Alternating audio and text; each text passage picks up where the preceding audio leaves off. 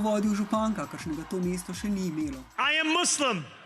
I am a democratic socialist. In župan, ki je eden od 3 milijonov newyorških priseljencev. New York will remain a city of immigrants, a city built by immigrants, powered by immigrants, and as of tonight, led by an immigrant. Mamdani je bil rojen v Ugandi in je postal ameriški državljan. Zdaj 2 republikanska kongresnika zahtevata preiskavo, saj brez dokazov namigujeta na Mamdanijevo povezavo s komunizmom in terorizmom. In medtem ko pozivi za odvzem državljanstva in izgon iz države nimajo podlage v dejstvih in so po oceni strokovnjakov brezpredmetni in politični, pa je bil Mamdani tudi med kampanjo tarča islamofobije. Eric Adams said that we can't let our city become Europe.